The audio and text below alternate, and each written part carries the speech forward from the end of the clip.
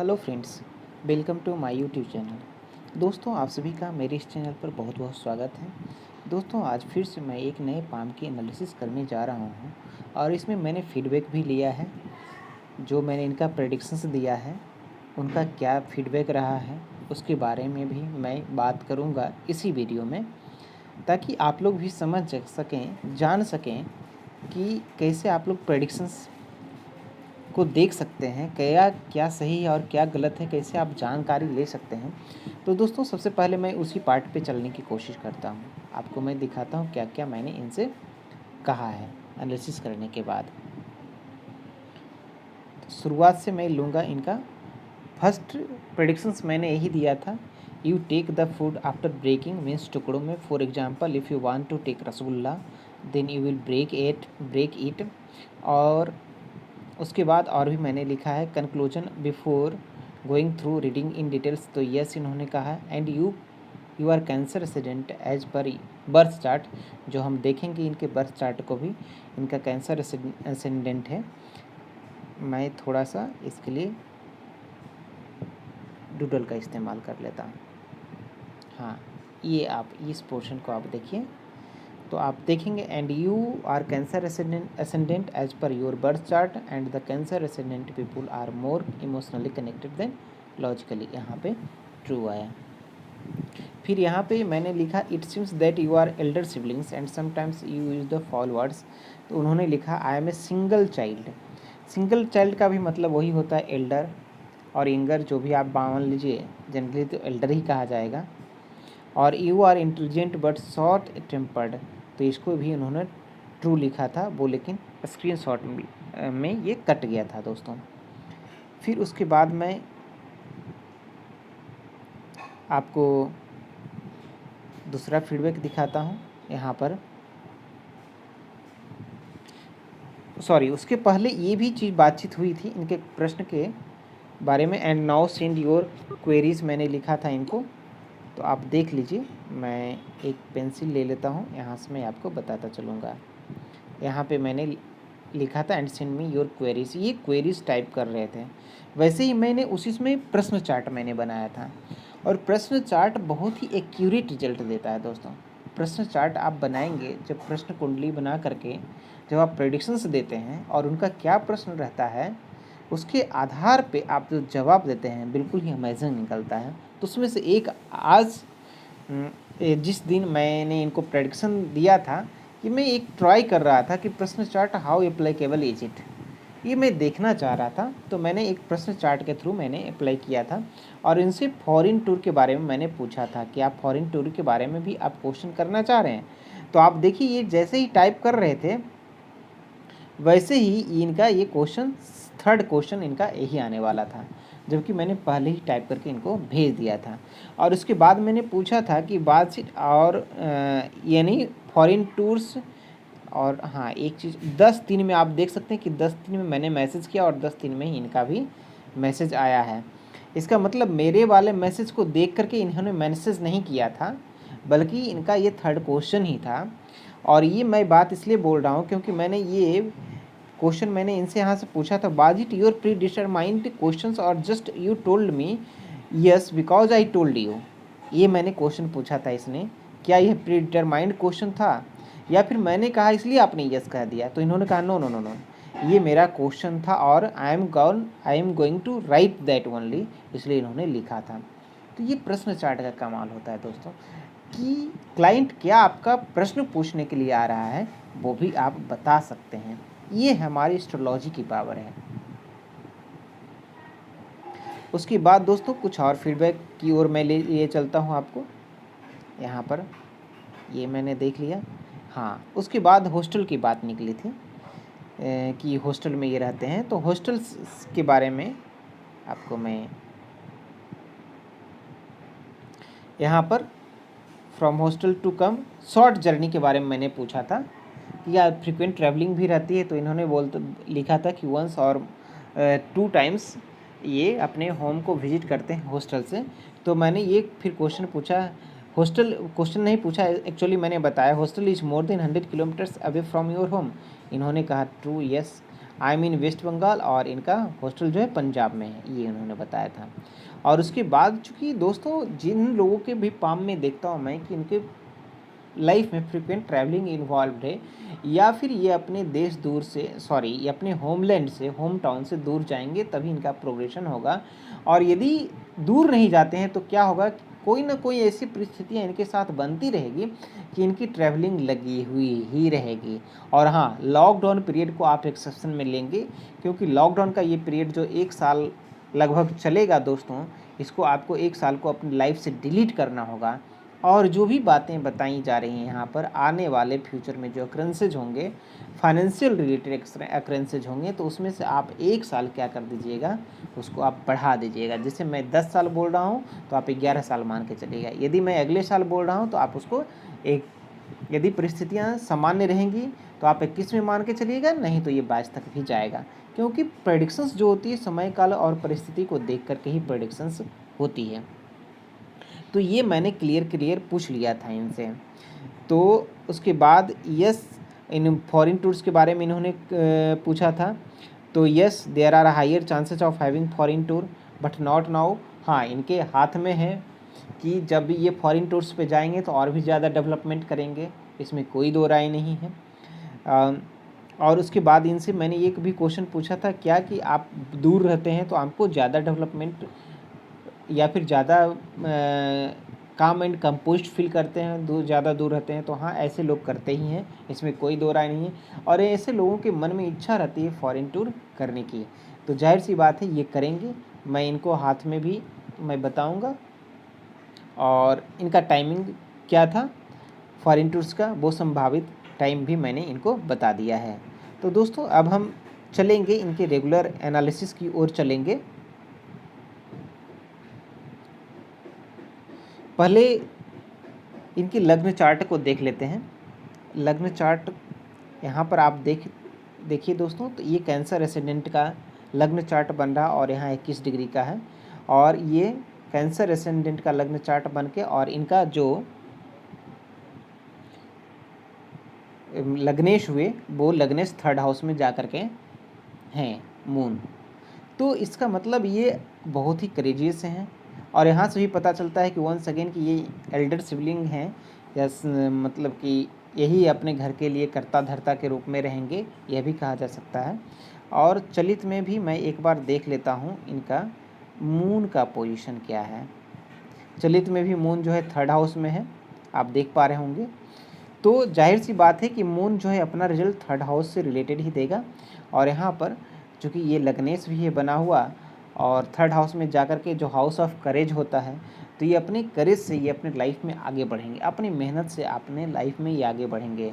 और इन्होंने कैरियर के बारे में इनका प्रश्न रहा था मेजरली कि कैरियर और मैरिज के बारे में भी। तो मैरिज के बारे में मैं जब पाम पे आऊँगा तो मैं बता दूँगा इनको।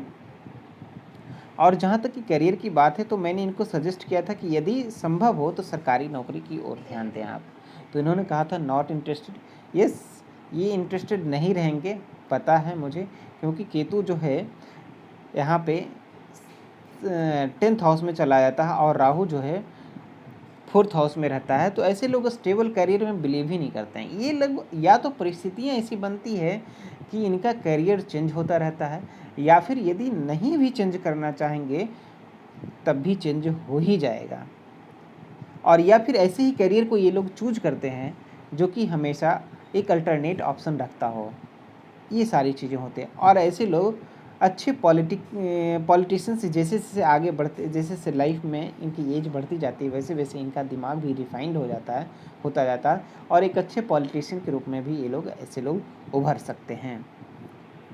राहु और वेनस का यहाँ पे मिलन रहता है, कोई ना कोई एक तरीके का इन लोगों को कह सकते हैं हैबिट होती है, जो बुक रीडिंग की भी हैबिट हो सकती है, स्टोरी की भी, या नॉवेल पढ़ने की, या तो सिगरेट पीने की, कोई ना कोई बुरी लत या ख़राब लत, जिसको भी आप अपने आधार से आप देखना चाहते हैं देख सकते हैं।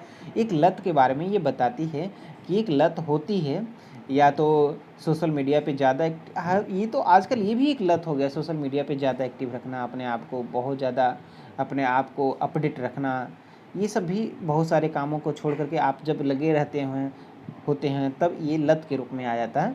तो कुछ न कुछ हैबिट होती है, ये चीज़ें बताई गई हैं। और इनका जो यहाँ पर देखिए चलित में तो यहाँ पे आकर के बैठा हुआ इनका मतलब कैरियर का लॉर्ड जो होते हैं वो मार्स हैं इनके। मार्स आकर के यहाँ सेकेंड हाउस में बैठे हुए हैं और जबकि चलित में फर्स्ट हाउस में आकर के बैठे हुए हैं। तो दोनों का रिजल्ट देंगे ये दोनों का रिजल्ट देंगे। इसका मतलब अगर जो ये लग्न में है और चलित का मैं जनरली ज़्यादा वैल्यू देता हूँ, क्योंकि चलित जो है actual position of the planet को बताता है। तो एक्चुअल पोजीशन जो है इनका यहाँ पे आ रहा है। तो जैसे कि यहाँ पर भी मैंने बताया कि करेजियस दिखा रहा है इनको, और यहाँ पे कैरियर का मालिक जाकर के इनके फर्स्ट हाउस में जाकर के बैठे हुए, लग्न में जाकर के बैठे हुए। तो इनका थिंकिंग हमेशा क्या रहेगा, कैरियर पे ही फोकस रहेगा और ये अपना लाभ कमाने के लिए ये सोचेंगे, हमेशा अपने दिमाग में इनका बनता रहेगा। और उसके बाद यहाँ पे आप देख लीजिए लाभेश जो हैं यहाँ पे आईएस जो हैं, आईएस जाकर के बैठे हुए हैं इनके पंचम हाउस में। तो मैंने बताया था इनको कि जब आपको संतान होगी उसके बाद आपके लाइफ में अप्रत्याशित रूप से सफलता मिलेगी, जो कि ये फील करेंगे और हो सकता है टच में रहेंगे तो ये बताएंगे भी मुझे कि क्या ऐसा हुआ था या नहीं हुआ था, आप ज़रूर बताएंगे। ये सारी चीज़ें देख सकते हैं हम। और उसके बाद दोस्तों हम चलते हैं इनके रेगुलर पाम एनालिसिस की ओर चलेंगे। और एक चीज़ मैं और यहाँ पे दिखा देता हूँ दोस्तों, क्योंकि ये यहाँ पे करियर के बारे में जब प्रश्न उठता है और ये मेष राशि यहाँ पे जा रही है, जब मेष राशि जब जाती है करियर वाले में तो इनका करियर में उतार चढ़ाव रहता है और केतु भी है वहाँ पर, तो बता रहा है कि उतार चढ़ाव रहेगा इनकी लाइफ में, कांस्टेंट नहीं रहेगा। कैरियर रिलेटेड इश्यूज जो होंगे एडवांस होंगे, इनको पता भी नहीं चलेगा कि मैं ये करने वाला था और ये हो जाएगा। फॉर एग्जांपल किसी का मतलब कि यदि कहीं इनको बंगलोर भी जाना है ट्रांसफ़र के लिए, मान लीजिए कोलकाता से बंगलोर इनका ट्रांसफ़र हो रहा है, तो अगले दिन इनको पता भी नहीं चलेगा कि अगले दिन मुझे ट्रांसफ़र होने वाला, और पता चलेगा कि जब ट्रांसफ़र हो चुका रहेगा तो अचानक ही पता चलेगा कि मेरा ट्रांसफ़र हो गया कैरियर में। तो ये कैरियर रिलेटेड ये स्टफ्स जो हैं अचानक ही होंगे इनके लाइफ में, ये सारी चीज़ें बताती हैं। तो कुछ ओवर यहाँ पे भी मैंने देख लिया दोस्तों इस चार्ट में। उसके बाद हम पाम की एनालिसिस, रेगुलर एनालिसिस करेंगे यहाँ पर। और एक मैरिज का मैं ले लेता हूँ यहाँ पे अलग से, हो सकता है माइंड से निकल जाए। ये मैरिज के लिए मैंने मंगवाया था, ये पाम पिक मंगवाया था। तो इनका जो मैरिज का यहाँ पर आप देख रहे हैं एक लाइन जो बन रही है, मैं दिखा रहा हूँ फिर से यहाँ पर। तो एक लाइन जो बन रही, ये लगभग 29-30 के आसपास ये लाइन बन रही है। तो 29-30 के आसपास इनके मैरिज होने की संभावना रहेगी और इनकी मैरिज भी अच्छी जाए, क्योंकि लाइन स्पष्ट है और सिंगल है, अच्छी है।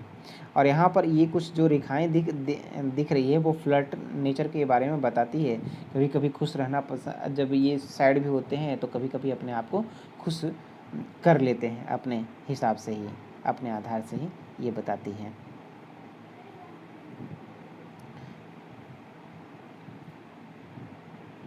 तो दोस्तों ये है इनका पाम पिक। तो इनका अंगूठा जो है इस तरीके का ऑथोरिटेटिव नेचर का अंगूठा है, बॉसी नेचर का है, यानी ये अपने आप पे लोगों को हावी होने नहीं देना चाहते हैं। पहले तो ये कुछ नहीं बोलेंगे, क्योंकि यहाँ पर इनकी माइंड लाइन यहाँ पे एंड हो रही है। तो ये ऐसे लोग इस प्रकृति के इंसान होते हैं कि जब तक इन्हें कोई कुछ करेगा नहीं तब तक ये शांत पड़े हुए रहेंगे, लेकिन जब इनको कोई कुछ करेगा तो ये बिल्कुल ही बहुत दिनों तक याद रख करके बदला लेंगे ही लेंगे। और इमोशनली ये कनेक्टेड रहते हैं। तो क्योंकि जब इनको इमोशनली कनेक्टेड हो जाता है जब कोई भी इंसान, तो बहुत हर्ट होता है अंदर से, और जब हर्ट होता है बहुत ज़्यादा अंदर से तो पता है आपको दोस्तों कि वो बहुत दिनों तक याद रखता है। इसी तरह का नेचर इनको कैंसर एसेंडेंट वाले का होता है, और कुछ इस तरह का नेचर इनके पाम से भी दिख रहा है। और इनका जुपिटर माउंट अच्छा है, लेकिन जुपिटर माउंट बड़ा है लेकिन उतना स्पष्ट नहीं है। तो इनको हायर एजुकेशन में इनके बारे में इन्होंने प्रश्न किया था, हायर एजुकेशन से रिलेटेड परेशानी होगी लेकिन प्राप्त कर लेंगे। क्योंकि ये एक करेजियस पर्सन का हाथ है, तो ये प्राप्त कर लेंगे। और यहाँ पर भी अंगूठा जो ये बता रहा है, तो ये ज़िद्दी नेचर का बताता है कि ये ज़िद्दी हैं और ज़िद के आधार से ये प्राप्त करेंगे अपने लक्ष्य को। और इनका ये आप देख लीजिए, जो अंगूठी जो उंगलियों की सेटिंग है, उंगलियों की सेटिंग भी इस तरीके से है, धनुषाकार रूप में है। तो ये अपने लाइफ में जो अपॉर्चुनिटीज आएगी उस अपॉर्चुनिटी को अवेल करेंगे और कोई भी अपॉर्चुनिटी को ये जाने नहीं देंगे अपने लाइफ से। और इनके अंगुलियों के बारे में बात किया जाए तो देख सकते हैं आप, इनकी ये जो इंडेक्स फिंगर है और ये इनकी मिडिल फिंगर है, और ये दोनों जो फिंगर है दोस्तों, जो कि इस फिंगर की ओर झुक रही है। तो ऐसे लोग मनी माइंडेड होते हैं, मनी मेकिंग होते हैं, मनी को बनाने वाले होते हैं, मनी के ऊपर फोकस करने वाले होते हैं। लेकिन यहाँ पर क्या हुआ, मरकरी का फिंगर जो हो गया थोड़ा सा डाउन हो गया इनके रिंग फिंगर से डाउन हो गया। तो समय पर जो इनको रहता है पूछने का वो शायद नहीं आ पाता है। और ये एक रिसर्च प्रोजेक्ट में जुटे हुए हैं, डॉक्टरेट की उपाधि लेना चाह रहे हैं। तो इसके लिए इनको अपने आप को इस तरह का प्रैक्टिस करना चाहिए। मैं तो लोगों को सजेस्ट करता हूँ प्राणायाम करने के लिए दोस्तों, क्योंकि कंसंट्रेशन बढ़ाने का, अपने आप को मेमोरी पावर बढ़ाने का सबसे बेस्ट आइडिया है योगा एंड प्राणायाम। और यदि आप डॉक्टरेट की डिग्री लेना चाहते हैं तो योगा और प्राणायाम ज़रूर करें, आपको ज़रूर फ़ायदा मिलेगा। मैं डेफिनेटली कहता हूँ, पूरी दुनिया आज तो कोरोना काल में पूरी दुनिया अपना रही है, तो हम क्यों छूते रहें, हमें भी करना चाहिए। तो जाहिर सी बात है, इस तरीके से आप नेचुरल तरीके से अपने आप को ठीक करते हैं तो एक ड्यूरेबिलिटी आपके माइंड में बढ़ेगी। यह ड्यूरेबल रेमेडी होगी और आगे जा कर के आपको थ्रू आउट द लाइफ में काम आएगी। ये शारीरिक मीन्स फिजिकल रिफॉर्म भी होगी आपकी और मेंटल रिफॉर्म भी होगी, दोनों तरीके की रिफॉर्म होगी। और एक चीज़ मैं और बताता हूँ दोस्तों कि यहाँ पर यदि इस तरीके से झुकाव रहता है मिडिल फिंगर की ओर, शनि फिंगर की ओर, तो इनको कभी कभी काम का क्रेडिट नहीं मिल पाता है। इनको कसक रहती है अपने लाइफ में कि यार जो मैंने किया वो पूरा क्रेडिट क्यों नहीं मिल पाता है मुझे, तो इस तरह का कसक रहती है,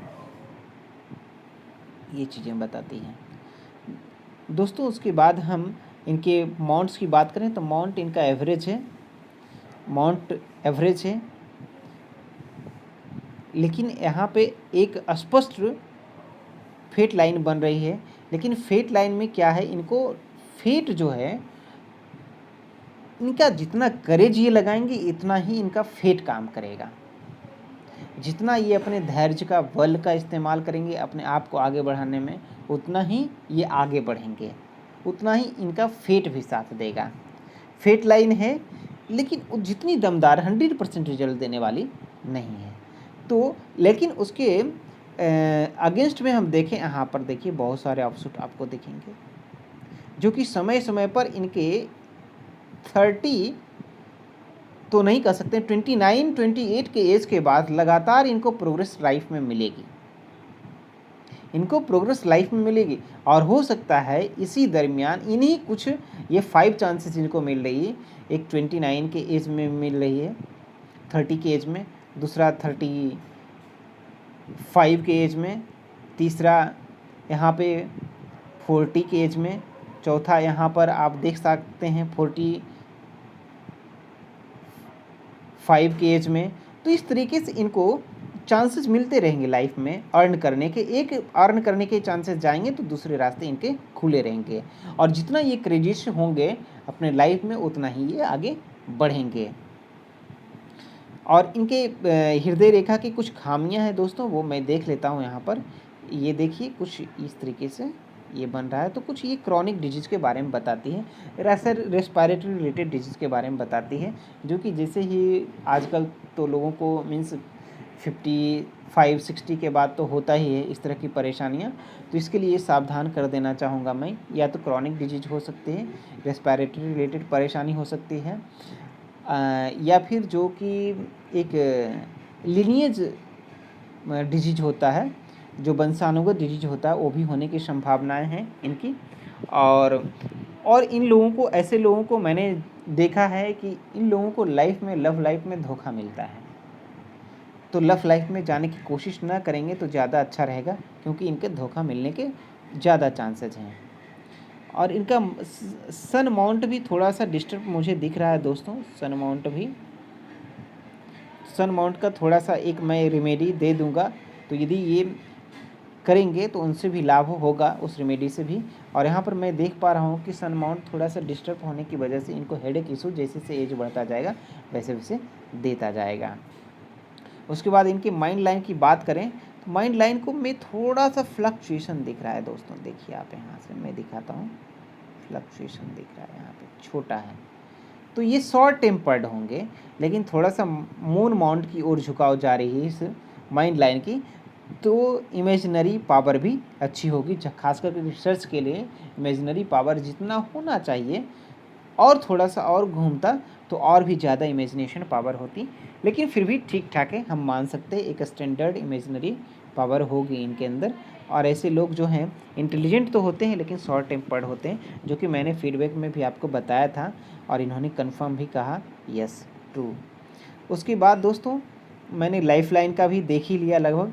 यहाँ पे वेनस माउंट की बात करें तो वेनस माउंट अच्छी प्रोमिनेंट कंडीशन में है, तो इनके लाइफ में लग्जरी की बात की जाए तो लग्जरी इनके लाइफ में होगी।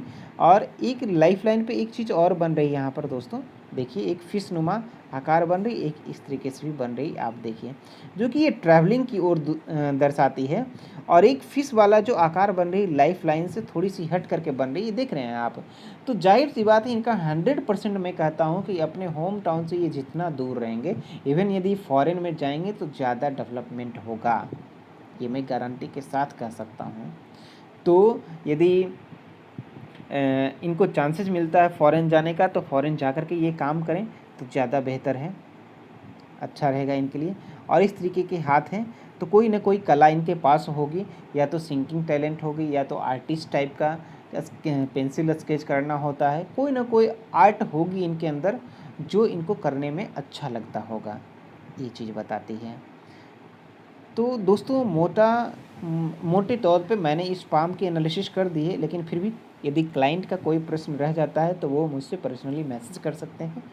और दोस्तों यही मेरा एनालिसिस आगे भी जारी रहेगा, और मैं धीरे धीरे कुंडली की ओर ज़्यादा मैं फोकस करता जाऊंगा और पाम को भी मैं रीड करता जाऊंगा। यदि आपको भी अपनी कुंडली की एनालिसिस या पाम की रीडिंग करवानी है तो आप भी मुझसे संपर्क कर सकते हैं, और आप फीडबैक देखें, आपको समझ में आ जाएगा कि मेरी प्रेडिक्शंस क्या रहती है, उसके आधार पर ही आप मिलें। और दोस्तों इसी तरह का वीडियो समय समय पर पाते रहने के लिए आप मेरे चैनल को सब्सक्राइब भी कर सकते हैं। यदि आपको यह वीडियो पसंद आए तो लाइक शेयर और कमेंट करें, और कमेंट में आप क्वेश्चन यदि पूछना चाहते हैं तो पूछ भी सकते हैं। आप सभी का पूरा वीडियो देखने के लिए बहुत बहुत धन्यवाद।